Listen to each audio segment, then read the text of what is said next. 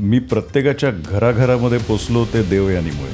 बर. पण जय मल्हार मग मी प्रत्येकाच्या त्या घरामधल्या हृदयात पोचलो. अरे वा वा वा. जय मल्हार एक असा अनुभव होता ना की ज्याला आपण दैवी अनुभव म्हणू, तो प्रत्येक वेळी यायचा. भंडारा कायम लावण्याचं काय प्रयोजन आहे? सलग शूट असायचं 24 तास 36 तास असं न सुद्धा थांबता? केलं. येस, न थांबता. भले मी थकलेलो असलो तरी सुद्धा त्या स्क्रीनवर श्री खंडेराय आहे ना, ते तसेच तेजस्वी दिसायचे, कारण त्यांना त्यांचं स्वरूप दाखवायचं होतं. त्यांनी जे काय घडवलं त्याच्यामुळे हा भंडारा कायम असतो. पण असं कधी झालंय का की खंडोबारायांनी दर्शन दिलं किंवा अनुभूती दिली? तसं म्हटलं तर अनुभूती सांगायची नसते, फक्त एवढंच सांगेन and rest is the history. हा रोल मिळाला कसा? एक फोन आला, मी उचलला, अननोन नंबर. तेव्हा मी महेश कोठारे म्हणते, ते बोले, अरे मला तुला भेटायचं आहे. सगळ्या बाजूला पहिले त्यांना जाऊन प्रांजळपणे मला नाही करता येत असं सांगायचं. जस्ट फक्त ते वेशभूषा करून बघायचं. सुरुवात केली तर माझं अर्ध्यापर्यंत आलं असेल, त्यांनी कट करायला सांगितलं. म्हटलं माझं काय चुकलंय कुठे काहीतरी. म्हटलं चला माझं चुकलंय काहीतरी, याचा अर्थ ते मला सिलेक्ट करणार नाहीत. त्यानंतर ते बोलले की देवा बस आम्हाला आमचा खंडोबा मिळाला. हो.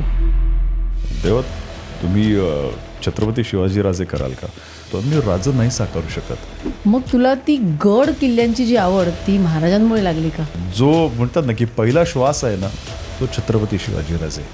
मराठी इंडस्ट्री, बॉलिवूड की टॉलिवूड? मराठी इंडस्ट्री. तुझा पहिला क्रश कोण? माझा पहिला क्रश हे काय उत्तर आहे? तुला बिग बॉस मध्ये जायला आवडेल का? नाही खरं नाही सांगू? आवडणार? नाही. तानाजी द अनसंग वॉरियर त्या प्रवासाची सुरुवात झाली. कशी झाली पण म्हणजे तो रोल ऍक्च्युली हातात कसा पडला? प्रभास बरोबर काम करताना काय वाटलं?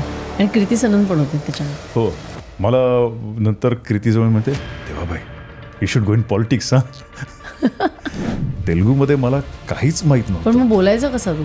एवढं सांगतो, ते माझं सिक्रेट आहे. सो दे सम सिक्रेट. ऑफकोर्स मराठी असल्याचा बाणा येतो ना, आपला मराठी बाणा, तो आहे त्या तिकडे. म्हणजे आम्ही सब पुढे असतो, आम्ही कोणाच्या मागे नसतो. पण मराठीमध्ये काम कमी झालं नाही का आता? आणि मग आदिपुरुषचा प्रवास सुरू झाला.